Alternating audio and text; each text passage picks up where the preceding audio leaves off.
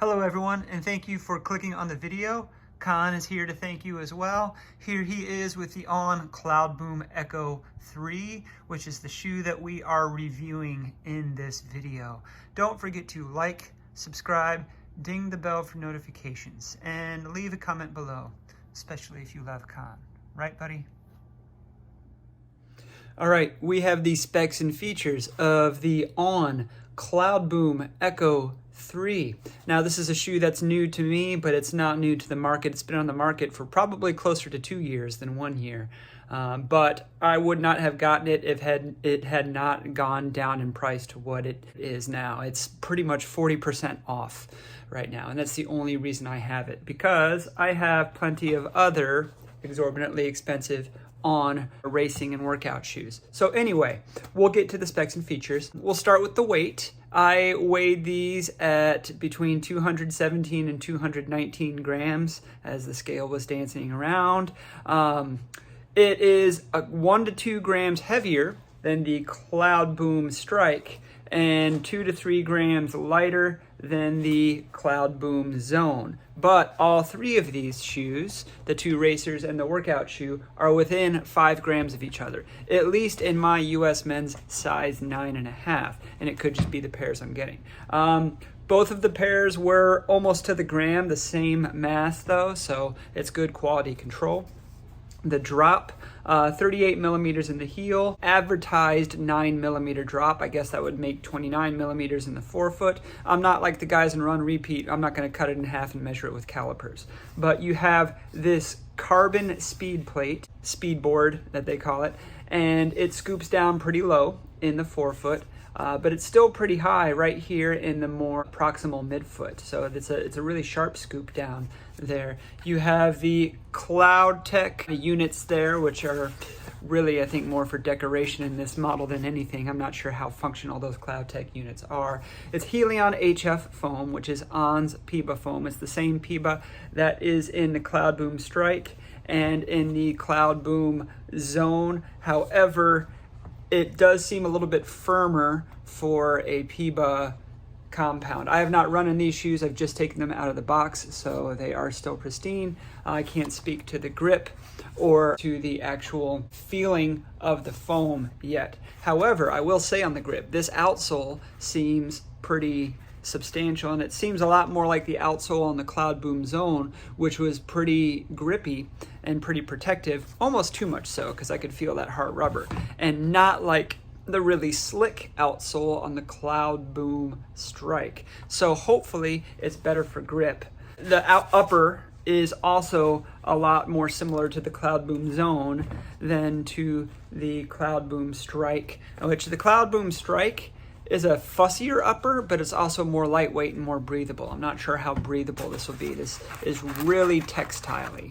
The laces are the thin silicone coated laces, similar to the CloudBoom Strike. And if you've seen my CloudBoom Strike runs ever since like after the review, I've switched out those laces. Hopefully they work better on this model and I don't have to switch them out. The sock liner is removable. Well, it's glued down, but I can get it mostly out of there. So I'm not gonna undo the glue. But it's not like a removable midsole component like in the CloudBoom Strike. It's just a sock liner. However, it's not just a sock liner, because when I feel my hand in there, there's also some silicone bands. You can't really see them there. It's where the lace is going right there, where you have something for your toes to grab onto. And I'm thinking, especially with me wearing Injinji toe socks, I'll really be able to grab onto that, and there won't be any slickness, because this is a pretty slick sock liner back here. The On logo right there is also kind of silicone-y. You can see it shining in the camera light there. So there'll be some grip on the heel and some grip where the toes are, and that's nice. This tongue is very similar to the tongue in the Nike Vaporfly 3. Hopefully these little wings don't get in the way, but there's ample padding to keep from lace bite. There's also, it's semi-gusseted, meaning it's gusseted on the medial side, and then on the lateral side, it's half sewn in to the lacing system right there. There's a little bit of space where you can open it up so you're not gonna have to fight against it to get your foot in. I imagine this shoe will be a lot easier going on the foot than the CloudBoom Strike. And it looks like a narrower shoe. So this might be similar to On's version of the Vaporfly, whereas the CloudBoom Strike is more like an Alpha Fly, or think of it as Endorphin Pro, Endorphin Elite. Another thing, you can usually find the Swiss flag on shoes, at least here in the United States. Now, one of my viewers left a comment on one of the other On shoes I reviewed. Apparently, in Switzerland, it's illegal to put the Swiss flag on the shoes. So there's only half of the flag here. This shoe is half legal. But if I get the other shoe and put them together, it makes a complete flag. So together they make an illegal pair of shoes. And actually this one has it on the heel. So yeah, there you go. Swiss engineering. Yeah, so we'll see what this feels like on foot, and I'll get a shoe off together. All right, we're gonna do a little shoe off here, and I have the On CloudBoom Echo 3. I will be comparing it with the Asics Metaspeed Edge Paris, the Nike Vaporfly 4, the Hoka Rocket X2, the Brooks Hyperion Elite 4 PB, the Adidas Adizero Adios Pro 4, and the On CloudBoom Strike. All right, I have the Asics Metaspeed Edge Paris and the On CloudBoom Echo 3. And yeah, right out of the gate, the CloudBoom Echo 3 is firmer and less compliant than the Metaspeed Edge Paris, probably than the Sky Paris as well. The Edge Paris is a lot lighter, like by 35 grams or so. And the Edge Paris just feels more energetic. So what does the CloudBoom Echo 3 have in comparison? Other than the fact that it's ridiculously on sale right now, making it a lot cheaper. It's more stable. There's, I guess, the fit is a little bit more locked down, although both of these are pretty locked down shoes. I don't know. It's hard. It's hard for the CloudBoom Echo 3 to really compete with the Metaspeed Edge Paris, but if you've seen my channel at all, you know how much of a fan I am of that shoe in particular. So that's a hard first comparison. All right, now I'm comparing the Nike Vaporfly 4 to the On CloudBoom Echo 3. What do these shoes have in common? Well, for a start, they're both overpriced. Well, the Vaporfly 4 is. The CloudBoom Echo 3, I got it 40% off, so I can't complain about that. But the original asking price was definitely way too expensive, especially since the CloudBoom Strike came in $5 cheaper when it hit the market. And, well, we'll talk about that when we compare the CloudBoom Strike. Anyway, what else do they have in common? They're both pretty locked down in the forefoot, although the CloudBoom Echo 3 has a little bit more room. The Vaporfly 4, I get some heel lift with, even when I use the back eyelet. I'm not really noticing that in the CloudBoom Echo 3. It's just a problem with me and the Vaporfly line in general. I have a skinny heel. What else do they have in common? They both, I think I can say, don't live up to the expectations that were put forth for these particular models. And I'm formulating my thoughts for a shoe talk right here. I think I'm gonna have a lot to say about that with the CloudBoom Echo 3. Right now, I'm just trying to justify getting the CloudBoom Echo 3 at the price that I did, which was comparatively affordable, because I wouldn't recommend paying $270 for the Vaporfly 4, which is tariff pricing now. Now we have the Rocket X2 by Hoka and the CloudBoom Echo 3 by On. Of all the other shoes in this shoe off, they all came out after the CloudBoom Echo 3, or since, more recently. The Rocket X2 came out around the same time, within a couple months of each other, so it's more of a contemporary.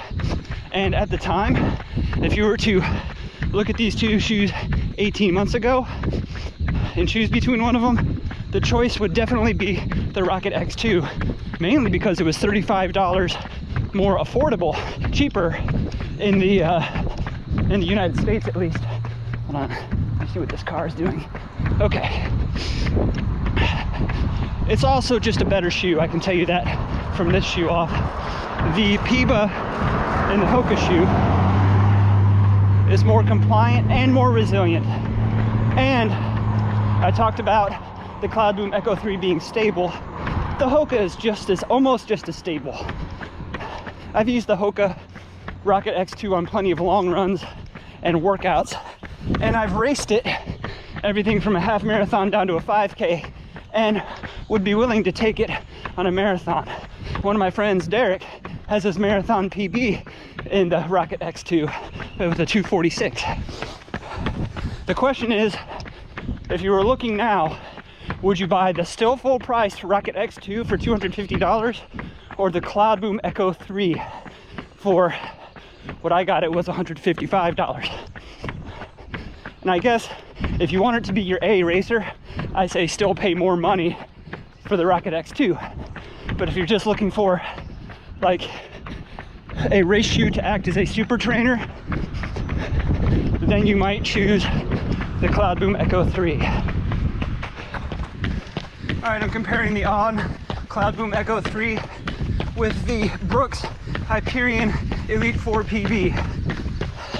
Both of these shoes are kind of stopgaps.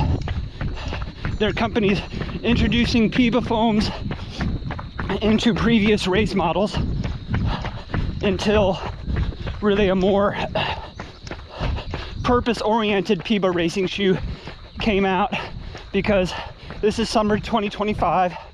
In a couple of months, the Hyperion Elite 5 will come out, which is not just a foam swap, it's a total redesign.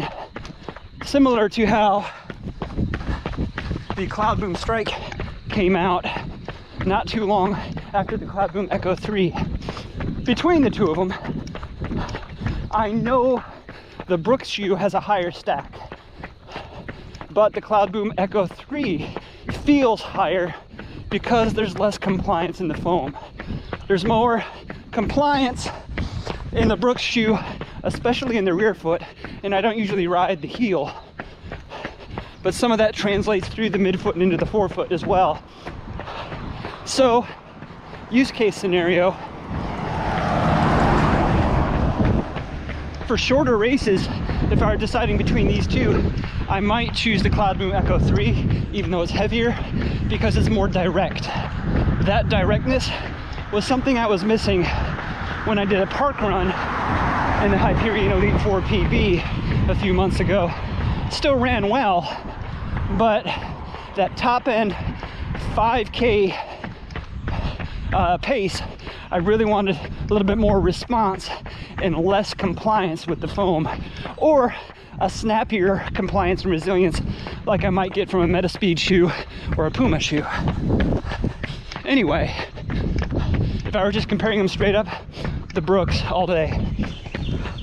Now I'm comparing the On CloudBoom Echo 3 with the Adidas Adios Pro 4. Man, what a difference a year and a half makes. I say that because when the CloudBoom Echo 3 hit the market, the Adios Pro 3, the predecessor to the Pro 4, had been on the market for a while, and it was a good shoe. A lot of people still swear by that shoe, or they'll use it for training, lasts forever. The Pro 4 was a big upgrade to it. When I say big upgrade, lots of changes were made. Having these next to each other, they are not peers. It's almost like two different micro eras of running shoe technology. They're both using different foams. They're both using their own proprietary technology, but with the lessons that Adidas learned from the Evo Pro and translated down into their more accessible racing shoes like the Adios Pro 4, like that 60% rocker, that early rocker, and the softer TPEE. It's night and day, these shoes. I think for any distance, 5K to the marathon, I would choose the Adios Pro 4 over the CloudBoom Echo 3. Now, if you want stability in the rear foot, as far as the midsole, the CloudBoom Echo 3 is still more stable, even though it has a narrower profile there. But as a forefoot to midfoot striker, I don't really think about that. And I get better lockdown on the Adios Pro 4 upper. All right, lastly, we have the two On shoes, the CloudBoom Echo 3 and then the CloudBoom Strike, which is technically a different line, might be considered as replacement. These shoes are radically different. It's almost like someone took everything that might have been considered wrong about the CloudBoom Echo 3 and said, let's do the opposite of that for the CloudBoom Strike. That's not to say it's from bad to good. It's just very different. Now, as far as the uppers, I prefer the upper on the CloudBoom Echo 3. It's not as light and breathable, but it's also more comfortable and easier to get the shoe on. I think the CloudBoom Echo 3 might have better outsole traction, but it's not the best. And that's something you would have over the CloudBoom Strike, but everything else is better on the CloudBoom Strike. The midsole response, the X factor, the enjoyment of the run, and yeah, it's night and day. The big cushy stack, the CloudBoom Echo 3 almost feels like a traditional racing flat by comparison. Hey Dave, how are you? It's Dave. Okay, shoe talk time. It's the On CloudBoom Echo 3 here, and I'll talk a little bit about how I wear tested this shoe. I tried a myriad of paces. Some of them were easy paces, mainly for warm-ups and cool-downs, but a little bit of marathon pace, a little bit of faster than marathon pace, a little bit of going down to 5K pace. And the marathon pace I was doing is not my PR marathon pace. It's what I could probably do for a marathon right now, which is a little bit slower than that. I guess this shoe for me started to feel alive once I got to about 640, 645 pace, down to about 540 or 550 pace, and those are per mile. I mean, you would expect a super shoe to feel better at those paces, but even then it didn't really feel awesome. It just felt better, like that's where it needed to be. However, there are so many other super shoes that do it better at that pace. I think I will take this review to say a couple of things. One, PEBA foam plus a carbon fiber plate does not guarantee success. It has to be done right. And I think On realized that this was not the best product, which is why the CloudBoom Strike came out hot on the heels of it. It's still a good product. It's still probably worth the 40% off price that I paid if you're going to use it as a training shoe. Now, when this came out almost 2 years ago, On said it would be good for 4 marathons. Which is about 100 miles. I don't know if that's 4 marathons plus training or not. So it would still be a pretty high dollar per mile value even at its current price. But I think as far as training miles, you could probably get a little bit more out of this, especially since you're probably not going to be saving it for your A races. During the shoe off and after the shoe off and during some of the other road testing, this shoe was reminding me of a couple of shoes that were not in the shoe off. And those shoes are the New Balance SC Pacer V2 and the Asics Metaspeed Sky Plus. Why not the Edge Plus, even though it has this low scooped plate like the Edge series does? Well, it's because if you look at the low plate placement and the high midfoot placement, but also the low scoop in the heel there, it kind of averages out to more of a straight line plate like you might find in the Metaspeed Edge Plus series. Definitely not like the Edge Paris, which had a lot more give, a lot more compliance and response. The nylon foam in this original Flight Foam Turbo in the Plus series and before that had a little less give to it. There's a lot more road feel.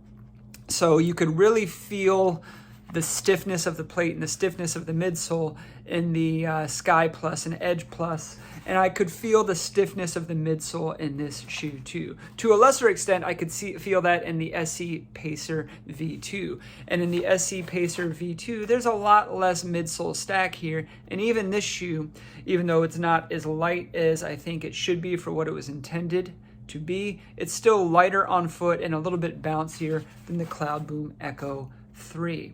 So I also want to talk about super shoe reviews indirectly, period. When this shoe came out, I saw a few reviews talking about how good it was and how the only limiting factor was the prohibitive cost. And people were putting this up against what was the current Vaporfly. They were saying it was a contender for one of the best racing shoes.